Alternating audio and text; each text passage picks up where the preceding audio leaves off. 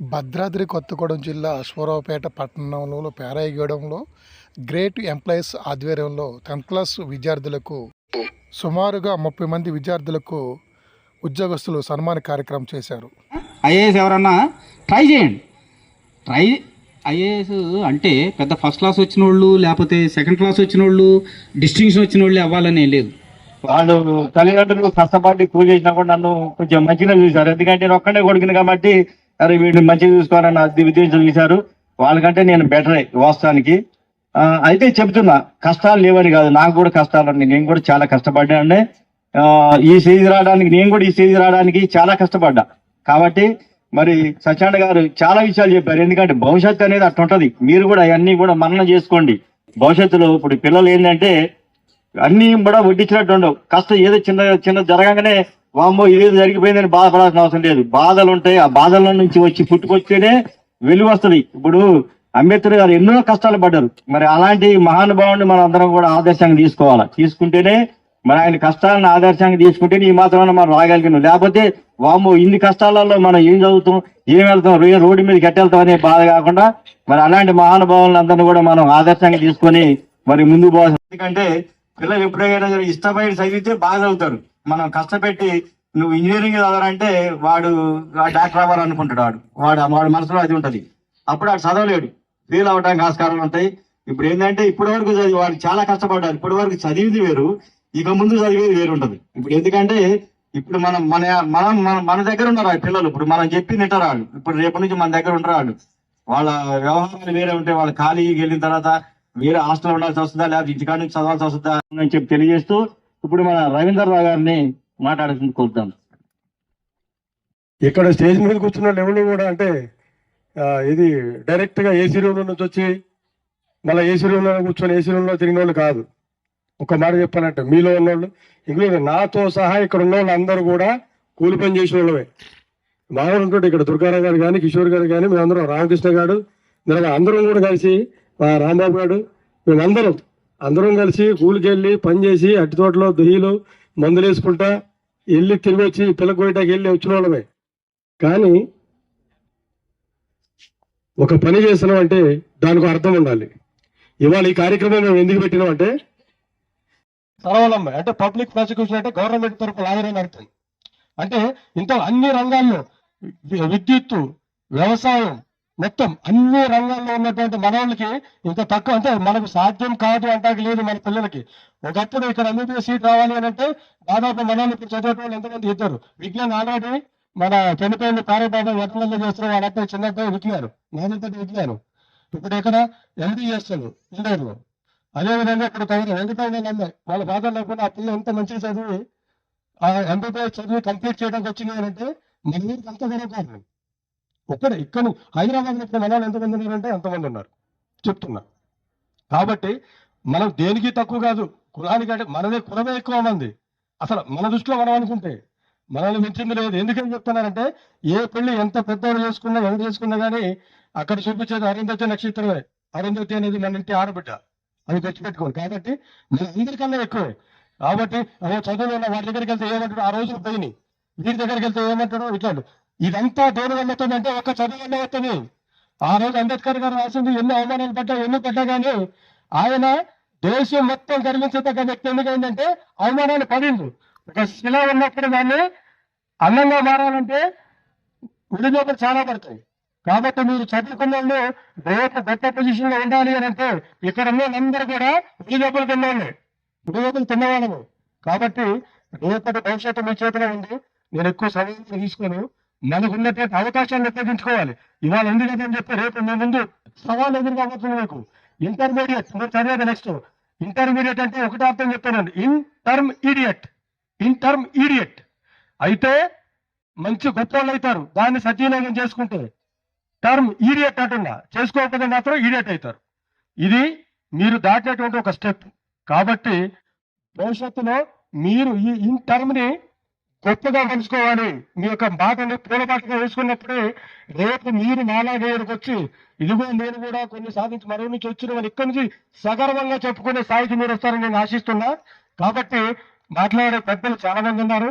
నాకు ఈ కోసం ముందు మేము మాట్లాడతాం. ఇది ఎందుకు పెట్టాల్సి వచ్చిందంటే 40,000 మంది ఉన్నటువంటి మా యొక్క ఈ పారాగూడెం గ్రామంలో ఉన్నటువంటి మా ఉద్యోగులందరి యొక్క ఒక చిన్న మాట అనుకున్నాం.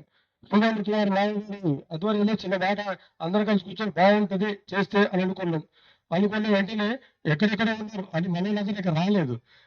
మన ఏఎన్ఐటీఎస్ కానీ, వాళ్ళ తమ్ముడు కానీ, వాళ్ళ ఆవిడ కానీ, తర్వాత లక్ష్మి ఎక్కడ వరంగల్లో చేస్తుంది నర్స్ అన్నయ్య కానీ, అక్కడి నుంచి నాని, ఇప్పుడు మన సోమరాజు వాళ్ళంతా నాని ఎక్కడో చేస్తుండో చెప్తుండు. ఎందుకంటే మళ్ళీ ఇంకొకటి మన నానికి ఫీల్డ్ మెడికల్ ఫీల్డ్ లో చాలా అనుభవం ఉంది. ఇంతకుముందు చేసిండు, ఇప్పుడు గవర్నమెంట్ చేస్తుండే. కానీ మనం తగర ముత్యాలరావు గాడు, శ్రీనివాస్ గాడు, మా క్లాస్మేట్లో రవి, వీళ్ళందరూ చాలా మంది చదువుకున్నారు. మళ్ళీ సెంట్రల్ వాళ్ళు చాలా మంది చాలా ఫస్ట్ క్లాస్లో పాస్ అయిన వాళ్ళు చాలా ఉన్నారు. శివాజీ చెప్పినట్టు మీరు లాస్ట్లో పాస్ అవ్వలేదు, ఎవరో ఫస్ట్ క్లాస్లో పాస్ అయ్యారు, వాళ్ళకి ఏవో జాబులు వస్తాయి అని నేను ఎప్పుడూ అనుకోవచ్చు. కన్ఫామ్గా గోల్ ఉంటే ఎప్పుడైనా సాధించవచ్చు. మనం ఇప్పుడు ప్రశాంతంగా పడుకుంటున్నామంటే చైనా పాకిస్తాన్ బోర్డర్లో యుద్ధం జరుగుతుంది. మన ఊరు వాళ్ళు అందరూ అనుకుంటున్నారు కన్ఫామ్గా మనం ప్రశాంతంగా పడుకుంటున్నామని. అక్కడ దేశంలో చాలా మంది చచ్చిపోతున్నారు. వాళ్ళని చూస్తే అలా మనం భరించలేము.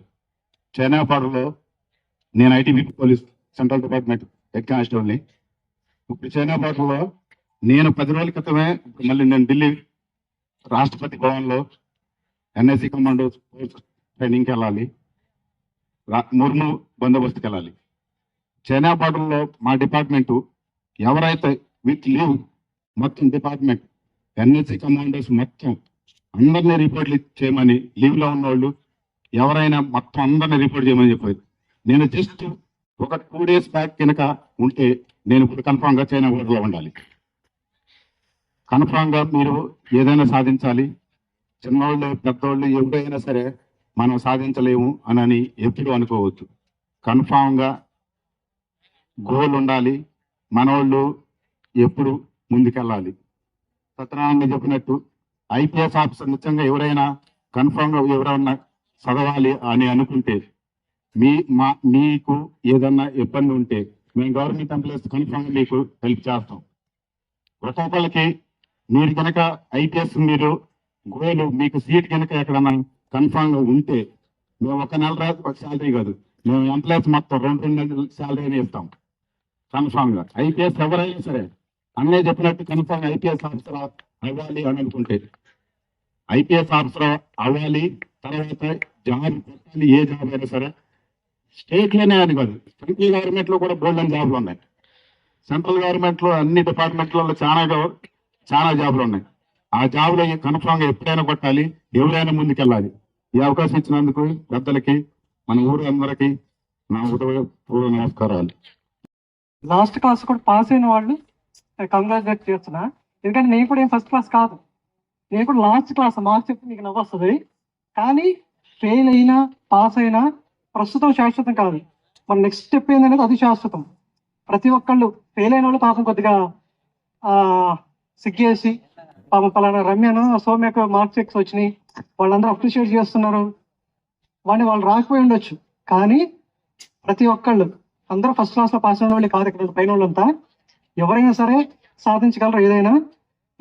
పిల్లలకి మనం ఈ రోజు సన్మానం చేస్తున్నాం, అక్కడ వరకు ఓకే. కానీ చదువుకున్న వాళ్ళు మాత్రమే సన్మానం చేయడం కాదు, చదువుకున్న వాళ్ళు కానీ ఎవరైనా మన ఊరి తరపున మన కాడ వచ్చిన తర్వాత ఎవరైనా మనం సపోర్ట్ చేస్తాం. దేనివలన? అది మన ఊరు, మన ఉంది. చాలా మంది చదువుతున్నారు. మేము కూడా మాకంటే ముందు డిగ్రీలు పీజీలు చేసిన వాళ్ళని చూసి వాళ్ళని ఇన్స్పిరేషన్ గా తీసుకొని చదువుకున్నాం. అట్లాంటి వాళ్ళకి మన డిపార్ట్మెంట్ లో ఏదైనా వేకెన్సీస్ ఉన్నప్పుడు తెలిసిన వాళ్ళకి మీరు చేస్తే మంచిగుంటుందని నేను కోరుకుంటున్నాను. యాక్చువల్గా దీని చిన్నప్పటి నుంచి ఉండదు అంటే ఆల్రెడీ సెటిల్ అయిన వాళ్ళు మన వాళ్ళకి కొంచెం హెల్ప్ చేస్తే బాగుండేదని ఎప్పుడైనా ఫీల్ అవుతూనే ఉండేవాళ్ళు. దూరంగా ఉండండి. సక్సెస్ అయిన తర్వాత అన్ని మీ దగ్గరికి అవే వస్తాయి. గౌరవం వస్తుంది, ఆర్థికంగా సెటిల్ అవుతారు. మీకు కావాల్సిన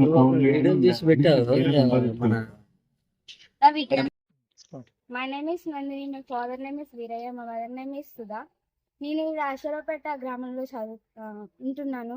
నేను చదువుకునేది పాల్వంచ నవబారి. ఇలాగ నేను చదువుకోవడంటే చాలా హ్యాపీగా ఉంది. నా తోటి వాళ్ళు కూడా ఇలాగే చదువుకోవాలనుకుంటున్నాను నేను కూడా.